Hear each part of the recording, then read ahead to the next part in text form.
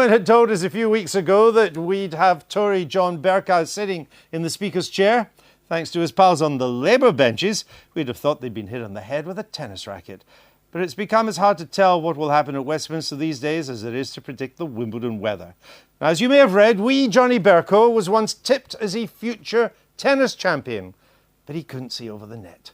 Not to be outdone, that scourge of the last speaker, Quentin Letts, of the Daily Mail, actually scourge of this new one as well. He's grabbed his racket to find out the champions and the losers this week in the great game of politics. Yeah.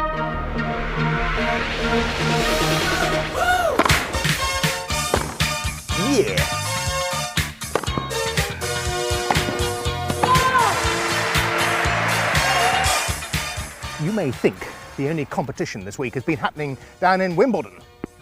Hey, I wasn't ready. However, there have been many more tantrums and disputed line calls in the High Court of Parliament.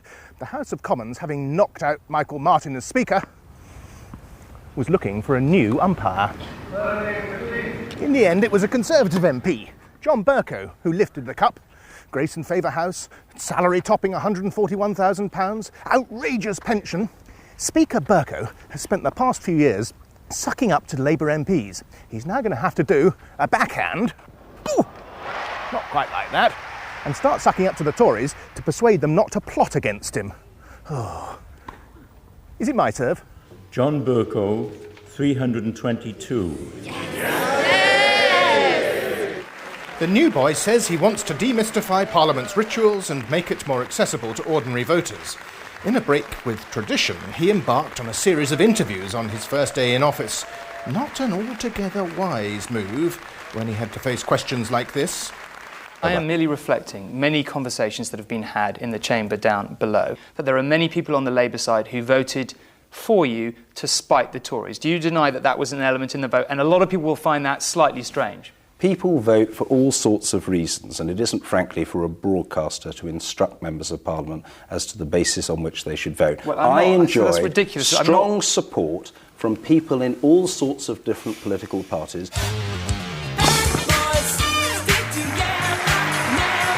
You cannot be serious. Anyone can see that was out, you blind idiot. Penalty point, Mr. McEnroe. The rules on expenses and behaviour are going to become ever tighter soon if Parliament rushes through a bill setting up the Independent Parliamentary Standards Authority.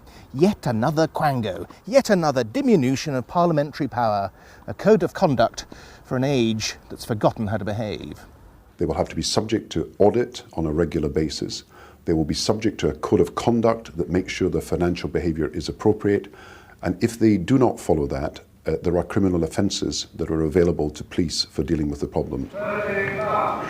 Meanwhile, on the outer courts, various grunting continentals need to be watched. Labour hope that the Tories' new allies in the European Parliament will win them some points. I'm not so sure. Some of Labour's own allies in Brussels are a bit, well, not entirely wholesome. I reckon you don't want to look too closely at any of these people in the dressing room. Phil Wilson. Does my right honourable friend believe that it is the role of mainstream UK political parties to associate with Latvia's Fatherland and Freedom Party, which honours veterans of the Waffen-SS? Isn't it remarkable that the Conservatives have formed an alliance in Europe that excludes the German Christian Democrats, excludes the French parties of President Sarkozy, excludes the Italian party of Prime Minister Berlusconi, excludes all reputable political parties in Europe. Order! And they are now isolated on the fringes of Europe. It's getting like mixed doubles over in the European Parliament.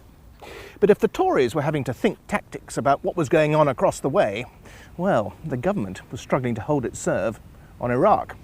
The Shadow Foreign Secretary and others told the Commons the government had made a mess of what should have been a straightforward process. The government has engaged in a series of climb downs.